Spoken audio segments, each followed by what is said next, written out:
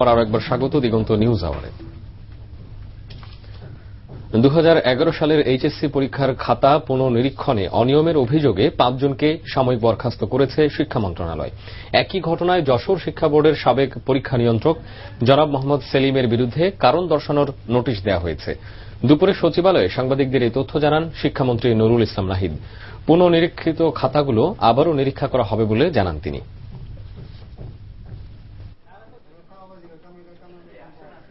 উত্তরপত্র পুনর্নিরীক্ষণে অনিয়মকারী শিক্ষকদের case to case শনাক্ত করে তাদের বিরুদ্ধে প্রয়োজনীয় ব্যবস্থা নেওয়া হবে।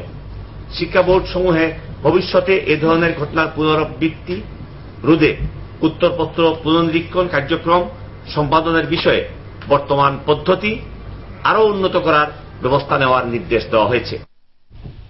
শ্রেণীকক্ষের বাইরে কোচিং করানো কেন অবৈধ ঘোষণা করা হবে না, এই মর্মে 4 সপ্তাহের রুল জারি করেছে হাইকোর্ট। একই সাথে এ বিষয়ে প্রজ্ঞাপন জারির নির্দেশও দেওয়া হয়েছে। বিচারপতি ফরিদ আহমেদ ও বিচারপতি শেখ হাসান আরিফের ডিভিশন বেঞ্চ এই রুল জারি করেন। শিক্ষা অধিদপ্তরের মহাপরিচালক, সরকারের 5 সচিব, রাজধানীর 12টি শিক্ষা প্রতিষ্ঠান সহ 20 জনকে নির্ধারিত সময়ের মধ্যে রুলের জবাব দিতে বলেছে আদালত। ঢাকা আইডিয়াল স্কুল অ্যান্ড কলেজের অভিভাবক ঐক্য ফোরামের সভাপতি জিয়াউল কবিরের করা রিট আবেদনের প্রেক্ষিতে আদালত এ আদেশ দেয়। রিটকারী আইনজীবী আসাদুজ্জামান সিদ্দিক সাংবাদিকদের এ তথ্য জানান। শিক্ষকরা যাতে শ্রেণী ক্লাসের বাইরে কোনো কোচিং করতে না পারে সেই মর্মে কেন নির্দেশ দেওয়া হবে না এবং গেজেট নোটিফিকেশনের মাধ্যমে তাকে এই অবৈধ কোচিং থেকে বিরত রাখার জন্য 4 সপ্তাহের রুল জারি করেছেন। 21শে আগস্ট গ্রেনেড হামলা মামলার অভিযোগ প্রত্যাহারের শুনানি আগামী 23শে অক্টোবর নির্ধারণ করা হয়েছে। ঢাকার কেন্দ্রীয় কারাগারের সামনের চত্বরে স্থাপিত বিশেষ এজলাসে দ্রুত বিচার আদালতের বিচারক শাহেদ নুরুদ্দিন বিচার কাজ শুরু করেন। আজ আসামি সাইফুল ইসলাম ডিউকের পক্ষে তার আইনজীবীরা বলেন, ডিউক কোনোভাবেই গ্রেনেড হামলার সাথে জড়িত নয়। শুধুমাত্র বিএনপি চেয়ারপারসন বেগম খালেদা জিয়ার আত্মীয় হবার কারণে তাকে এই মামলায় আসামি করা হয়। রাষ্ট্রপক্ষ আদালতের কাছে জানান, আসামি সাইফুল ইসলাম ডিউক একজন আসামিকে বিদেশে পালিয়ে যেতে প্রত্যক্ষভাবে সহযোগিতা করেন বলেই তার গ্রেনেড হামলার সাথে জড়িত থাকার প্রমাণ পাওয়া যায়।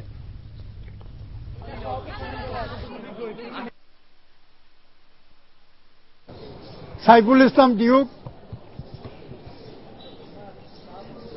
মাওলানা তাজউদ্দিনকে বাদল নাম ধারণ করে পাসপোর্ট করে এয়ারপোর্ট দিয়ে বিদেশে যেতে প্রত্যক্ষভাবে সহায়তা প্রদান করেছেন। বিগত তত্ত্বাবধায়ক সরকার আমলে প্রথম চার্জশিট দেয় সিআইডি।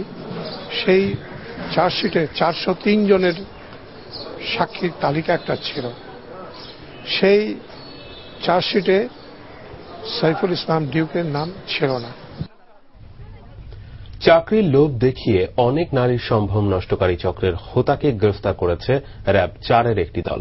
গতরাতে মিরপুর এলাকার রজনীগন্ধা নামক একটি আবাসিক ভবন থেকে এক সহযোগী সহ তাকে আটক করা হয়। আরো জানাচ্ছেন তৌহিদুর রহমান।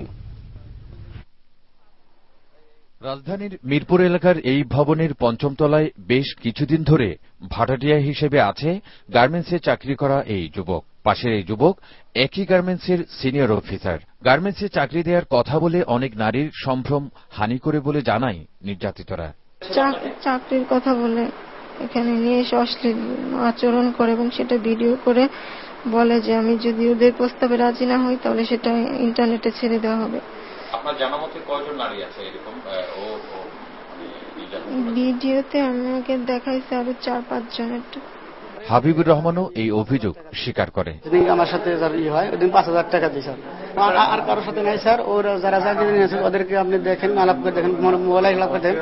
চাকরির জন্য দিছিল, এখানে আমি অফিস থেকে রেখে দিছি।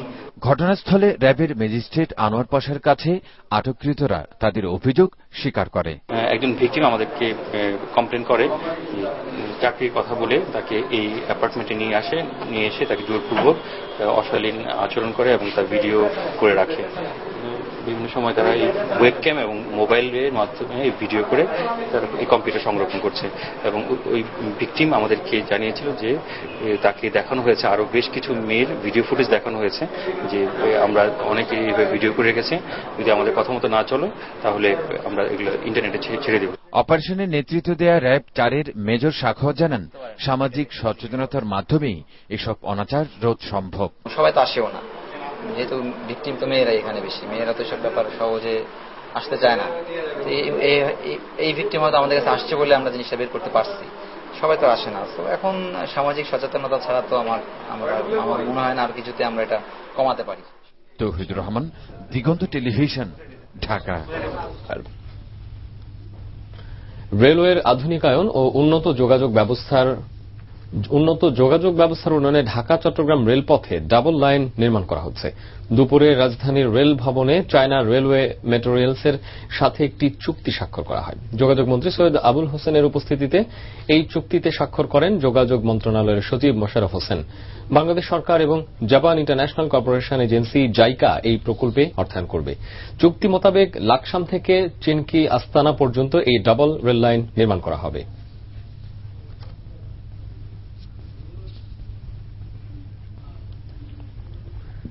ইসলামী ছাত্র শিবিরের সাবেক কেন্দ্রীয় সভাপতি রেজাউল করিমকে পুনরায় জেল গেট থেকে গ্রেফতারের প্রতিবাদে বিক্ষোভ মিছিল ও সমাবেশ করেছে সংগঠনটির নেতাকর্মীরা। দুপুরে রাজধানী মালিবাগ এলাকা থেকে মিছিল শুরু করে রামপুরা বাজারে গিয়ে সমাবেশে মিলিত হয়। এ সময় কেন্দ্রীয় সাহিত্য সম্পাদক আতিকুর রহমান, এইচআরডি সম্পাদক মনির উদ্দিন খান এবং প্রচার সম্পাদক আসম ইয়াহিয়া বক্তব্য দেন। সমাবেশ থেকে গ্রেফতার হওয়া নেতাকর্মীদের মুক্তির দাবি জানানো হয়।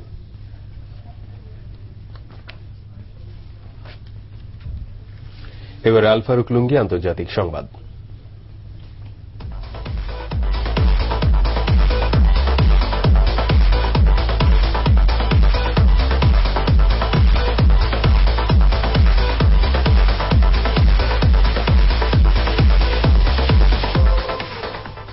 ইয়েমেনি প্রেসিডেন্ট আলী আবদুল্লাহ সালেহের পদত্যাগের দাবিতে দেশটিতে অব্যাহত রয়েছে সাধারণ জনতার বিক্ষোভ। সেই সাথে নিরাপত্তা বাহিনীর দমন অভিযানও চলছে সমান তালে। সোমবার মধ্যরাত থেকেই রাজধানী সানায় রকেট লঞ্চার, মর্টার শেল এবং ভারী মেশিনগান নিয়ে ঝাঁপিয়ে পড়ে নিরাপত্তা বাহিনী। রাজধানীতে প্রায় 10,000 লোকের একটি বিক্ষোভে নিরাপত্তা বাহিনীর হামলায় তাৎক্ষণিকভাবে 3 জন নিহত এবং 6 জন আহতের খবর পাওয়া গেছে। এছাড়া রাজধানীর বিভিন্ন স্থানে বিস্ফোরণের আওয়াজ পাওয়া যায়। এ সময় ফাঁকা হয়ে পড়ে শহরের রাস্তাঘাট। গাদ্দাফির শক্ত ঘাঁটি সিরাতের পাশাপাশি বানি ওয়ালিদের লড়াই চালিয়ে যাচ্ছে লিবিয়ার বিদ্রোহীরা। বানি ওয়ালিদের উত্তর ও দক্ষিণ দিক দিয়ে এগিয়ে যাচ্ছে তারা। তবে তারা শহরের চারদিকে অবস্থান নিলেও ভেতরের দিকে ঠিক কতটা অগ্রসর হয়েছে তা এখনো স্পষ্ট নয়। গাদ্দাফি বাহিনীর তীব্র প্রতিরোধ মোকাবেলা করতে হচ্ছে তাদের। গেল সপ্তাহে গাদ্দাফি পন্থীদের প্রতিরোধের মুখে পিছু হটতে বাধ্য হয় তারা। এদিকে বিদ্রোহীরা গাদ্দাফির জন্মস্থান সিরাতের বেশিরভাগ এলাকা দখলে নিলেও দুপক্ষের মধ্যে এখনো লড়াই চলছে আর অরাজক পরিস্থিতির সুযোগে চলছে লুটপাট।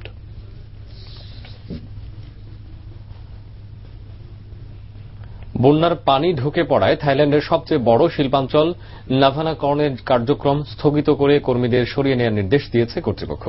এখানকার প্রায় 250 শিল্প কারখানায় 2 লাখেরও বেশি কর্মী কাজ করে। বন্যার পানি ঠেকাতে 1000-এরও বেশি সেনা ও কারখানা শ্রমিক সপ্তাহ জুড়ে আপ্রাণ চেষ্টা করলেও শেষ রক্ষা করতে পারেনি।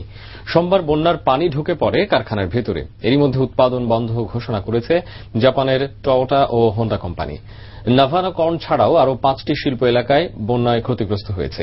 তবে নদীর পানি আর না বাড়ায় রাজধানী ব্যাংকককে বন্যা থেকে রক্ষা করা যাবে বলে আশা করা যাচ্ছে। জুলাই থেকে শুরু হওয়া বন্যায় প্রাণ হারিয়েছে 300-রও বেশি মানুষ।